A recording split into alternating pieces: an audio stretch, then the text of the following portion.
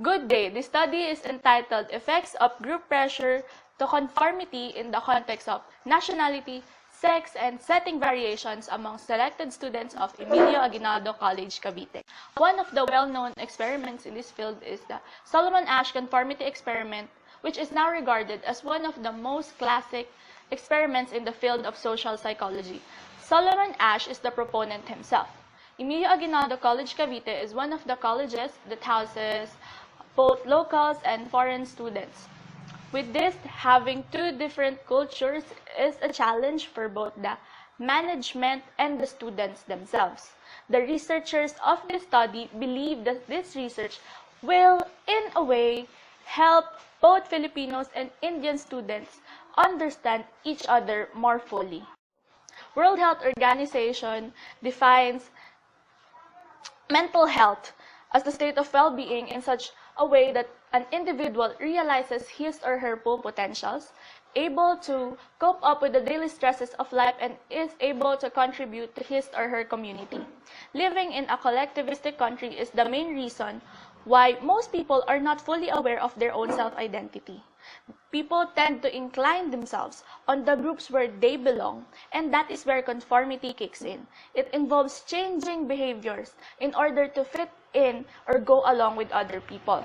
Having a healthy mental state starts with self-realization. This study of group pressure and conformity behavior can help individuals realize their full potential and raise awareness on how the world affects their individuality. A person will be fully aware of how much of himself is a product of who he wants to be and who the society wants him to be. For the methods and materials, the research design is a within-subject experimental design. The sampling techniques used in this study is one, purposive sampling for the laboratory setting and convenience sampling for the field setting. The research locale is the EMILIO Aguinaldo College-CAVITE and the Indian dormitory located at Antler Square. The research participant is 105 Filipinos, 45 males, 45 females, and 15 for the field setting, and 45 Indians, 15 males, 15 females, and 15 for the field setting. The instrument used is an adaptive questionnaire from Castillo et al. That is validated and has a Cronbach alpha of 0.85. And the statistical treatment used is paired t-test. For the discussion, the first room had 45 male participants and they are facilitated by 2 facilitators. The next 3 rooms considered the sexes of the Confederates. The first room had 4 male Confederates, the second room had 4 female Confederates, and the third room had 2 males and 2 female Confederates. This is regardless of their nationality. The next room is the facilitator's lounge, where meeting prior to the experiment did happen. Another room had 45 female participants and they are facilitated by 2 facilitators. The next 3 rooms considered the nationalities of the Confederates. The first room had 4 Indian Confederates, the second room had 4 Filipino Confederates, and the third room had 2 Indians, 2 Filipino Confederates, and this is regardless of their sex. The last room is where debriefing happened. The first room in the upper left is where the pretest for sets A and B was conducted. Before the pretest, the facilitators deceived the participants by saying that the ongoing activity is just an abstract thinking activity. The first person in each group who finished answering the pretest for both sets A and B were asked to proceed in the corresponding rooms. Each room has a different set of Confederates in terms of sexes. Participants had their post-test for set A in these rooms where they were told to answer verbally after the Confederates give the wrong answer. However, the first 2 answers of the Confederates were answered correctly to avoid suspicions and build rapport.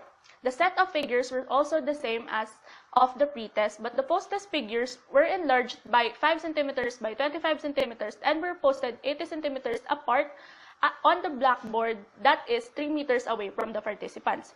After the post-test for set A, participants proceed to the room where the nationalities of the Confederates were considered. Participants had their post-test for set B with the same setup and process. After the post-test for set B, they proceed to another holding area for debriefing and signing of informed consent. The same process was conducted simultaneously until the 45 male participants are done. After signing the informed consent, the male participants were required to leave the building to avoid communications with female participants who happened to be in another holding area and is about to start once the male participants are done. This is how the field setting happened.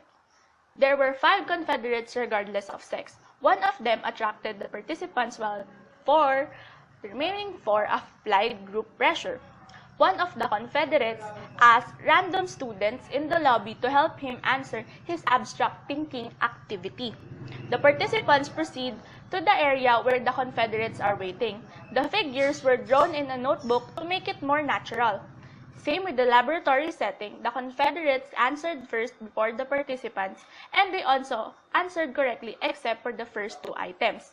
After answering all the figures, they will proceed to the library where facilitators debrief them and ask them to sign the informed consent. The following tables will show the summary of mean and standard deviation conformity scores of Indians and Filipinos in terms of nationality, sex, and setting variations. The first 2 tables are the results for Indians and Filipinos in terms of nationality. Looking closely at the mean and standard deviation scores of each group, it can be observed that their mean scores in the pretest decreases in the posttest. It means that both Indians and Filipinos in terms of nationality demonstrate conformity behavior when group pressure is applied. The mean scores were supported by the standard deviations, which indicates that the lower the standard deviation is, the closer it is to the mean. Looking at the standard deviations of the males and females in the pretest, it is both 0.00, which means that the scores are equal to the mean. These tables are the results for the Indians and Filipinos in terms of sex. Same with the previous tables, most groups have decreased mean scores when it comes to their post-test. In short, both Filipinos and Indians demonstrate conformity behavior when group pressure is applied, except for the group A of Indian females who showed consistent mean scores in both pre-test and post-test. It means that the group was not affected by the group pressure applied by 4 male Confederates, and another exception is the group C of Filipino females that had higher mean scores in the post-test. It means that the group got more correct answer when group pressure is applied by 2 males and 2 female Confederates. This was supported by the standard deviation, which is lower in the post-test compared to the pre-test. The lower the standard deviation is, the closer it is to the mean. The next 2 tables are the results for the Indians and Filipinos in terms of setting variations. Both Indians and Filipinos have high mean scores in the pretest compared to the post-test. This means that both demonstrate conformity behavior when group pressure is applied. Groups A, B, and C attain 0.000, which is basically less than 0.05. It only goes to show that there is a significant difference in terms of nationality. Therefore, we reject the null hypothesis because group pressure affected conformity behavior. These findings can be supported by Romero et al. 2017 in their study, The Conformity Experiment in the Filipino High School Students, that says that group pressure present in every day greatly affects decision-makings and individual judgment. Groups A and B attain 0.000, while Group C attained 0.004 and 0.003, which is basically less than 0.005. It means that there is a significant difference in terms of sex.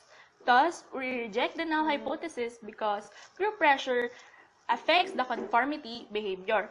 These findings can be supported by Igley in his 2018 study, Sex Differences and Influenceability, that says that when being observed, men tend to hold more of their grounds, while women tend to conform more to maintain harmony.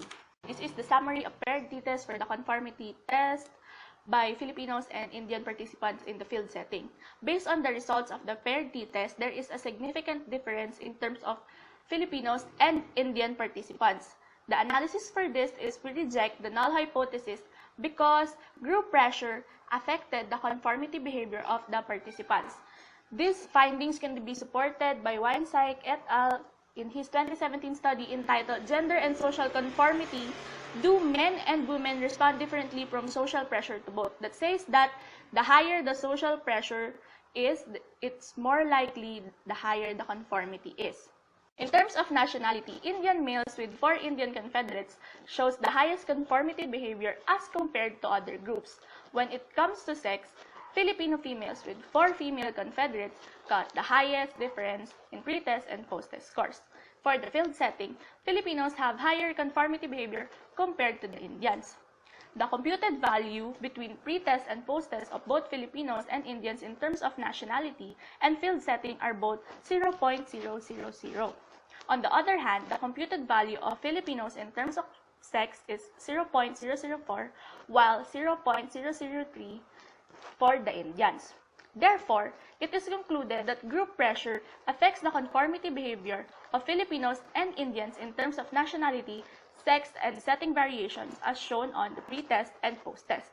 For the recommendations, due to the fast-changing world that we are currently living in, the idea of conformity goes hand in hand with the essence of overall mental stability. The prevalence of anxiety and depression tells us that people nowadays are more concerned of being in the fad rather than being their own unique self.